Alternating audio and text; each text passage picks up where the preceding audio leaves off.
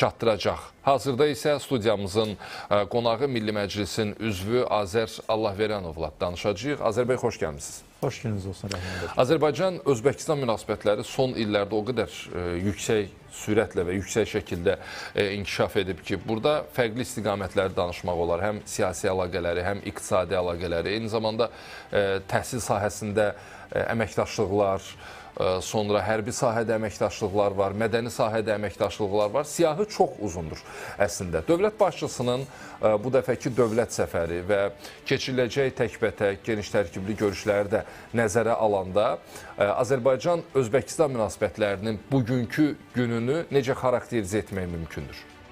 Rəhman, mən çox sağ olun, çox maraqlı və ətraflı bir sual verdiniz və müəyyən çox vacib məqamlara toxundunuz.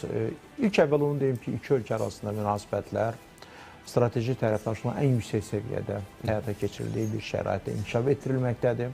Və bu strateji tərəfdaşlıq hətta sonuncu imzalanmış sənədə diqqət yetirsək, bu müttəfiqlik münasibətləri haqqında olan çox vacib bir sənəddir ki, faktiki olaraq bu müqavilə nəticə etibarilə iki ölkə arasında münasibətlərin strateji tərəfdaşlığın ən yüksək səviyyəsi olan müttəfiqlik səviyyəsinə qaldırıldığını göstərmiş olur və özündə təsbit edən həmin o müddalar bilavasitə sizin sadaladığınız istiqamətlər, o cümlədən də digər istiqamətləri çox geniş şəkildə əhatə etməklə yanaşı iki ölkə arasında münasibətləri daha yüksək səviyyəyə qaldırmaqla yanaşı, həm də iki region üçün, yəni Mərkəzi Asiya və Cənubi Qafqaz bölgəsi üçün tamamilə yeni bir siyasi bir reallıq formalaşdırmış olur.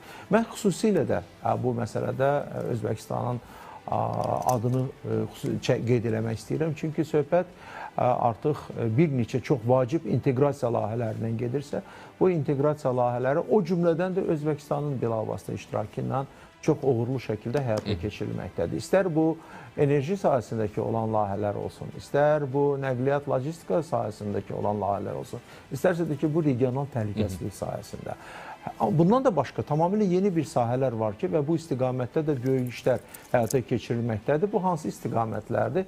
Xüsusilə də rəqəmsal transformasiya dövrünün sürətlə inkişaf etdiyi bir şəraitdə Özbəkistanın da bu istiqamətdə çox böyük nailiyyətlərə imza attığını biz görürük və eyni zamanda iki ölkə arasında olan münasibətlərdə həm də bu rəqəmsallaşma məsələsi və bunun da əsasında qurulan yeni bir əməkdaşlıq müstəvisi artıq rəqəmsal transformasiya dövrünü iki dövlətin bilavasitə fəal iştirakı ilə realizə edən və o cümlədən də istifadə edən yeni rəqəmsal texnologiyaların uğurlu şəkildə inkişaf etdirilməsinə gətirib çıxardır. Və bu artıq tamamilə yeni bir spektri formalaşdırır.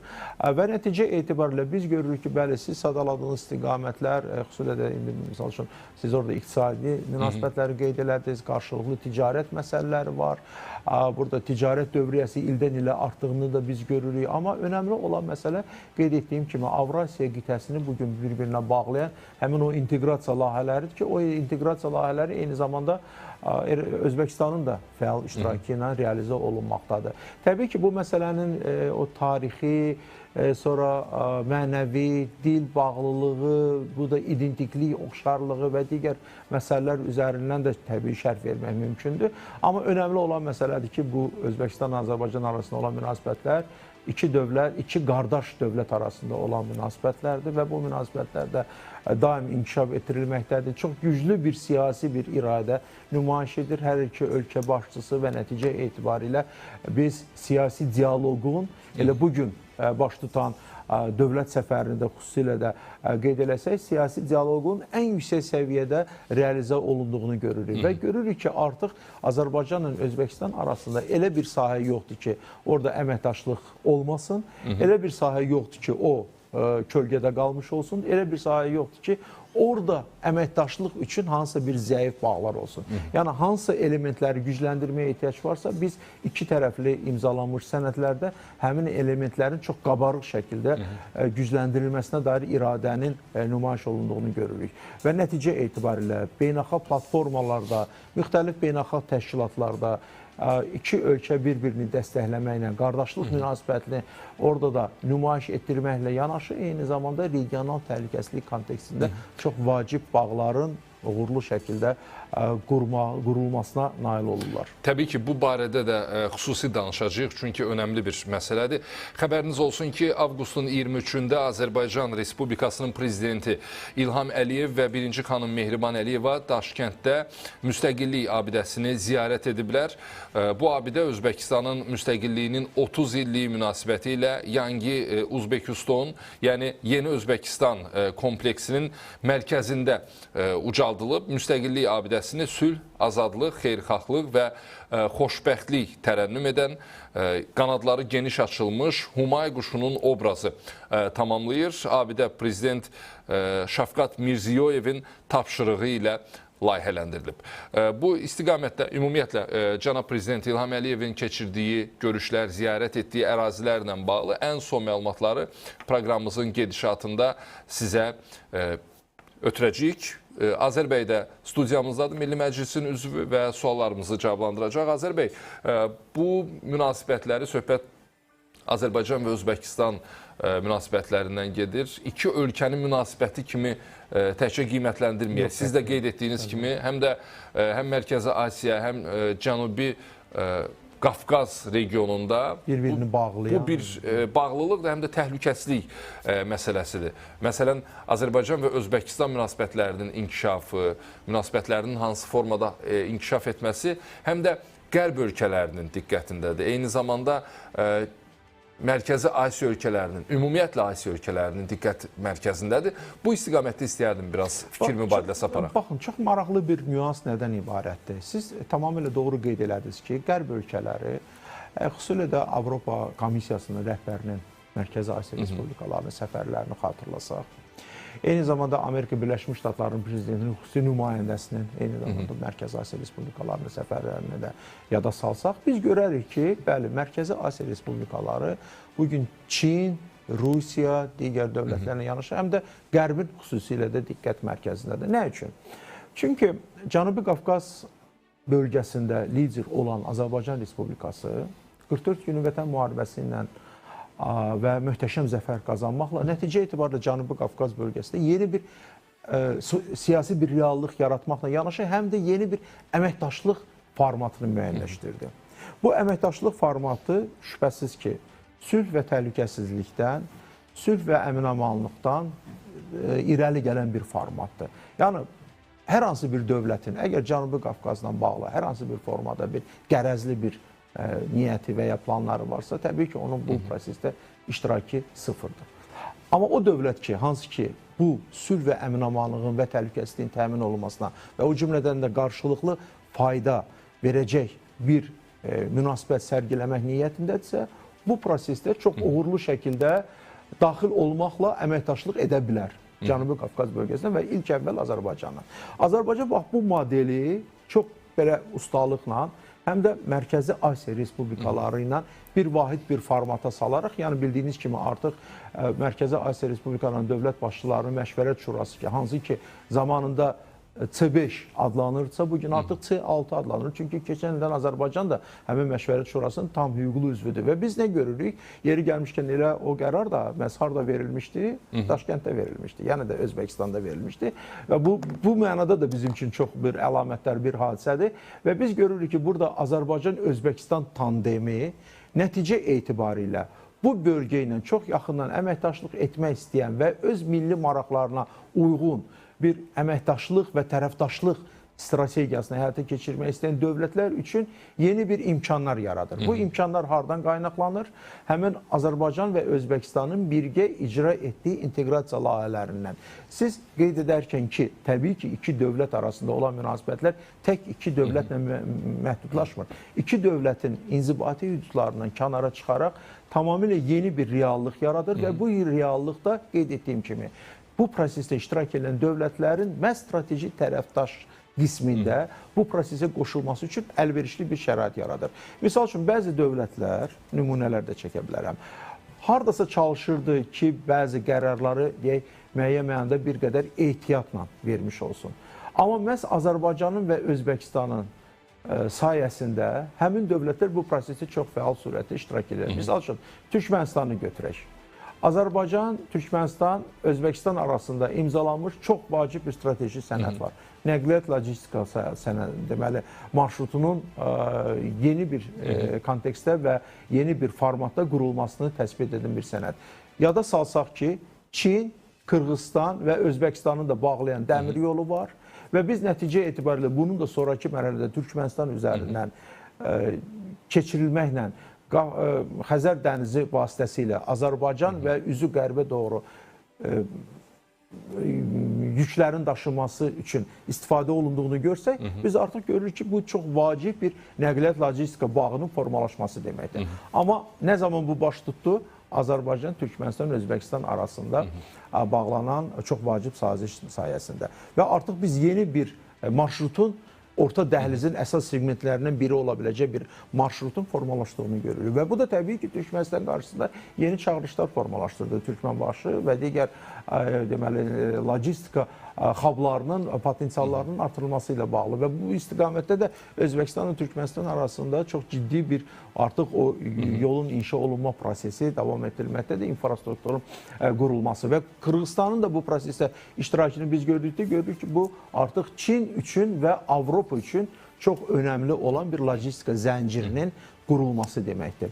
İndi mövcud olan zəncirlər sual yarana bilər ki, bu biri digərinə alternativdirmi? Xeyr, qətiyyən, onu düzdür alternativ kimi təqdim eləmək istəyənlərə də var, amma onlar hamısı bir-birini tamamlayır. Nə üçün? Çünki bugün orta dəhliz üzərindən daşınan yüklərin həcmi getdikcə artmaqdadır və bir-birini tamamlayan bir neçə marşrutun orta dəhliz formatında istifadəyə verilməsi olduqca vacibdir və bu baxımdan da Özbəkistan, Qazaxstan, Özbəkistan, Türkmənistan marşrutları üzərindən Xəzər dənizi bu gəlir bizim Ələtdə artıq tamamlanırsa, Ələt üzərindən artıq iki istiqamət, indiki bugün işlək olan Bakı-Tbilisi-Qars dəmir yolu, gələcəkdə də Zəngəzur layihəsi, yəni TRIP layihəsi bu artıq yük aşırma qabiliyyətinin artırılmasına gətirib çıxarda biləcək çox vacib bir zəncirin qurulması deməkdir. Təbii ki, bunun üçün də infrastrukturun inkişaf etdirilməsi, yeni potensialın yaradılması, o cümlədən də dəmir yolları, avtomobil yolları və yeri gəlmişkən onu da deyim sizə ki,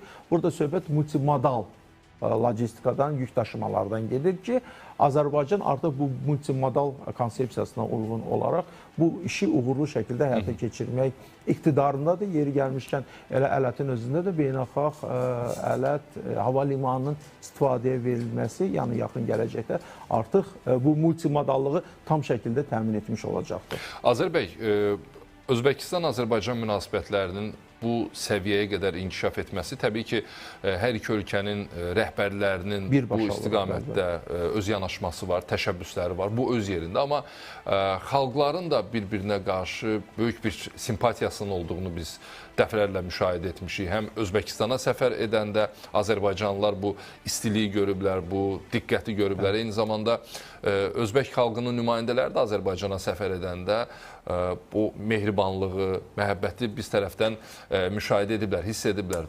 Bunlar da biraz emosional səslənsə belə, bunlar da xüsusi rol oynayır ölkələrin yaxınlığı və münasibətlərinin inkişaf etməsi baxımından. Xalqları bir-birinə bağlayan bağlar çoxdur, həddən artıq çoxdur. Yəni burada şübhəsiz ki, tarixi köklər, burada dil, yaxınlığı, yəni Oğuz qanadına, yəni müəyyən bir qism bilirsiniz ki, Özbəkistanda Oğuz qanadına aid olan türk dilində danışdıqlarını və digər bir qismini də Qıpçaq dilində danışdığını da xatırlasaq və eyni zamanda burada din bağlılığı şübhəsiz ki, bu öz təsirini göstərir. Bizdə bir genetik kodlarımız çox yaxındır bir-birinə. Zamanında yeri gəlmişkən orta əsrlər dönəmində bu vahid bir arealdan biz danışırdıq. Yəni inzibati sərhədləri olmayan bir areal idi və insanların o qədər bir-birinə bağlılığı və bir-birinə inteqrasiya olunduğunu biz görürük. Hətta mən xatırlayıram ki, fərqi yoxdur. Bu istər Cənubi Qafqaz bölgəsi olsun, istərsə bu Mərkəzi Asiya olsun. Yəni insanlar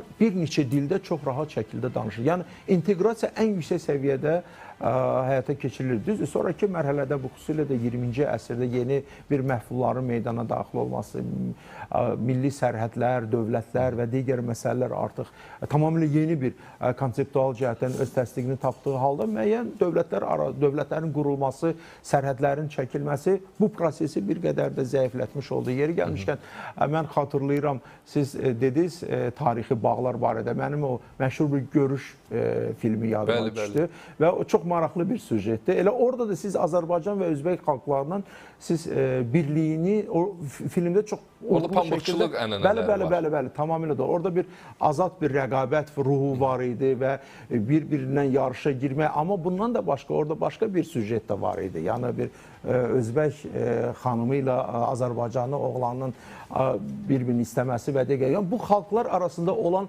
bağlılığın ən yüksək səviyyədə, bir o mənəvi səviyyədə çox bərqərar olduğunu həmin o filmdə biz təsbit olunduğunu görürük. Onun son akordları yadınızdadırsa, son fraqmenti ki, bunlar hamısı iki ölkədən olan, iki respublikadan olan nümayəndə heyətinin bir araya gəlməsi, əl-ələ tutub getməsi, yəni məşhur o Moskvada sərgilənən sərgidə bu artıq ondan xəbər verir ki, bu xalqlar arasında bağlar kifayət qədər güclü olubdur. Yəni bu bizim kino sənətimizdə də, bu bizim ədəbiyyatımızda da, bu bizim poeziyamızda da yeri gəlmişkən çox geniş şəkildə təsbit olunubdur və bundan da başqa mən sizə bir maraqlı bir nüans da danışım. Mən də Özbəkistanda olmuşam, istər Səmərkənddə, istər Daşkənddə. Onların muzeylərinə biz gedərkən o muzeylərin içində sərgilənən eksponatlar o qədər bizim üçün doğma gəldi. Hətta onlar bizim identikliyimizin bir hissəsini biz orada gördük. Və eyni də biz burada görə bilirik. Yeri gəlmişkən bu bağlar, bu həm də çox vacib bir o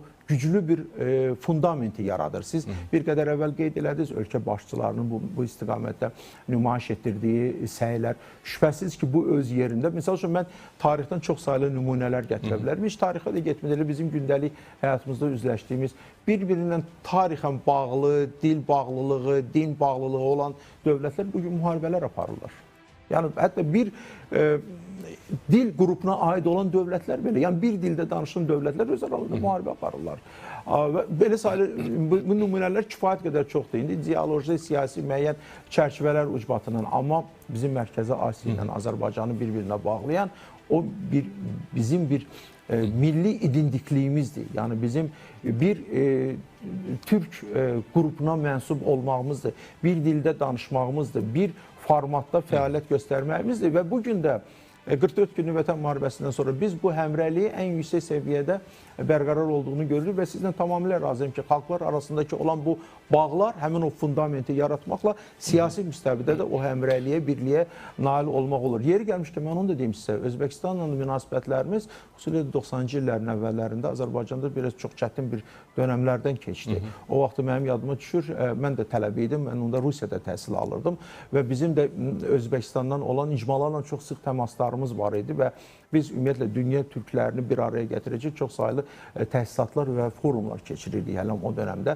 Tatarstanda. Amma Azərbaycanla bağlı çox ciddi siqnallar gəlirdi bizə ki, Azərbaycanda hakimiyyətdə o dönəmdə olan Axıcı Musava cütlüyü o həm də Özbəkistanda gedən siyasi proseslərə müdaxilə edirlər və bu da heç də xoş təəssürat yaratmırdı. Yalnız Ulu Öndər hakimiyyətə qayıtdıqdan sonra 1993-cü ildə həmin o münasibətlərin yeni səpkidə qurulmasına nail oldu və bu da artıq bax bugün əldə olunan uğurların kökündə də məhz həmin o zamanında Azərbaycan xalqının milli lideri Heydər Əliyevin səyləri nəticəsində o yandırılmaqda olan körpülərin bərpa olunması nəticəsində baş verdi və bu da çox önəmli bir faktdır.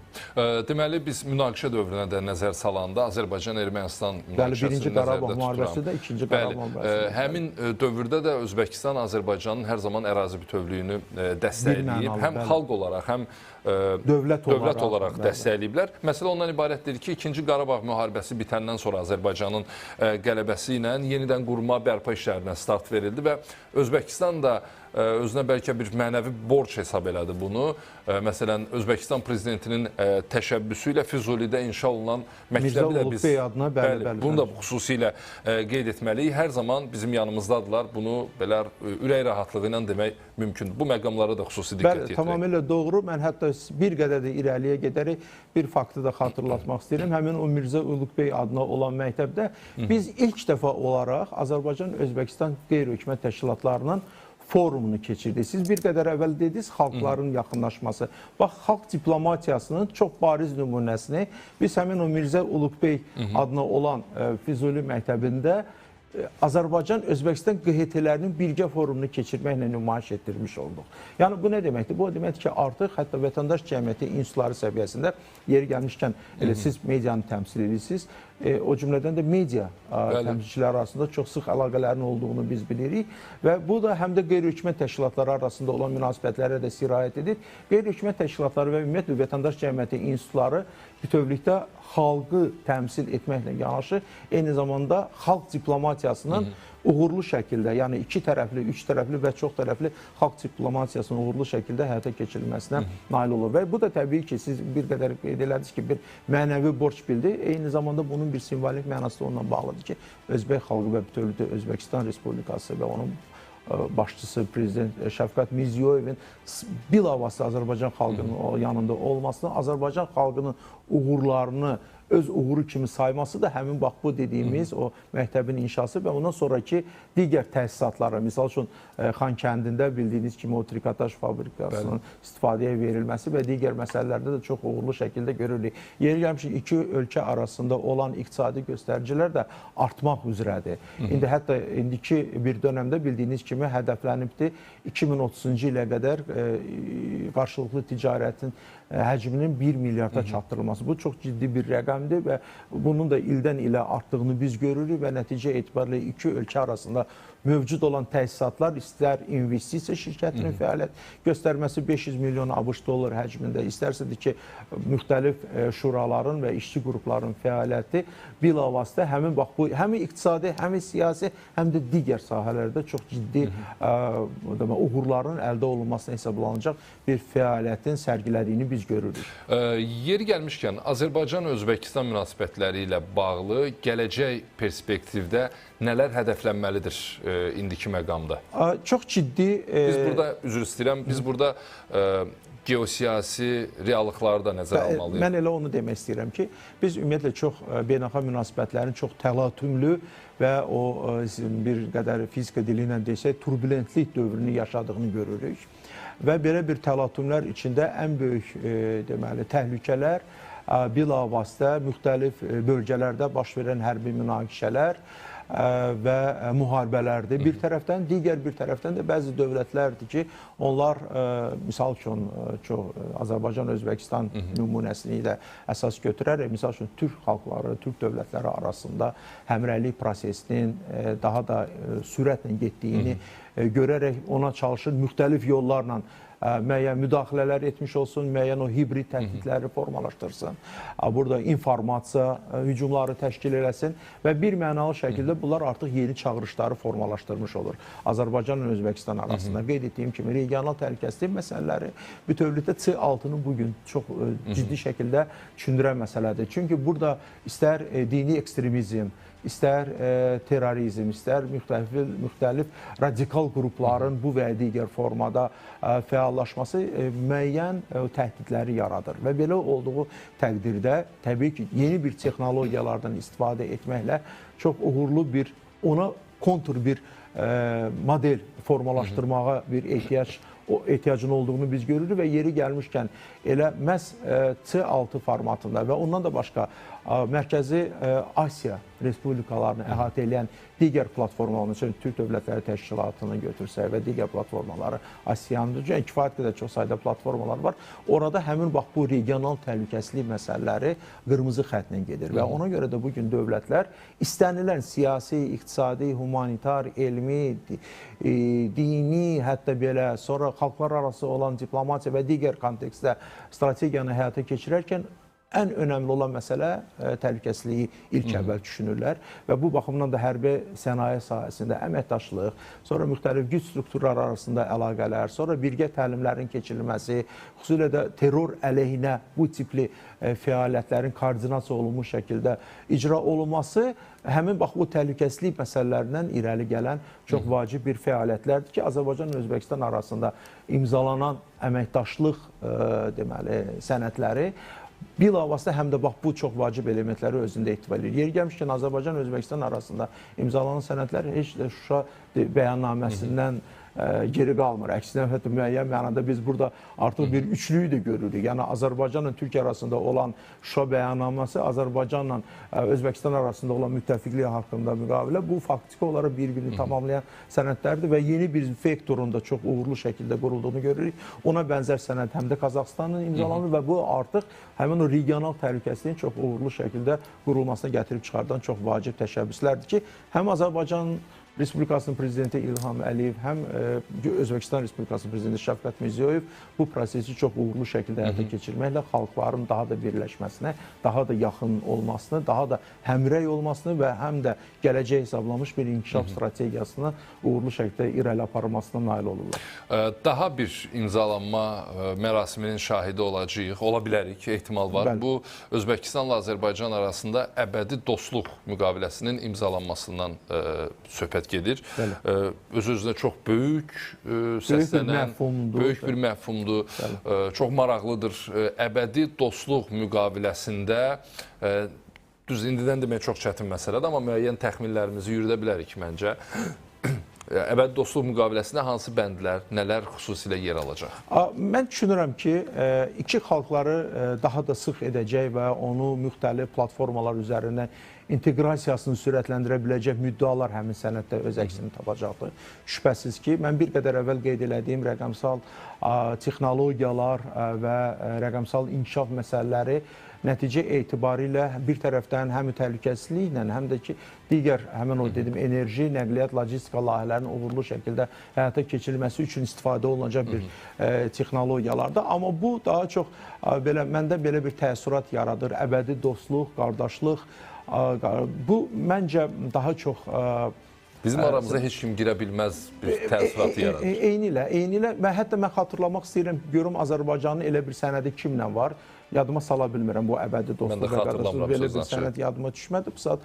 Amma bu mən düşünürəm ki, iki ölkə arasında münasibətlərin və iki xalq arasında münasibətlərin ən ali səviyyədə bərqərar olmasına xidmət eləyə biləcək çox vacib bir sənəddir. Və bu nə deməkdir? Bu o deməkdir ki, artıq biz yəni diplomatiya dilindən desək, yenə də Azərbaycanla Özbəkistan o saat əqrəblərini tutuşturmurlar, artıq saat əqrəblərini bir şəkildə hərəkət etməsini təmin etmiş olurlar həmin o çox vacib sənədlə. Azər bəy, çox sağ olun. Minnətdarıq sizə bu geniş fikirlərə görə təşəkkür edirik. Qeyd edim ki, studiyamızın qonağı Milli Məclisin üzvü Azər Allahverənovla danışdıq.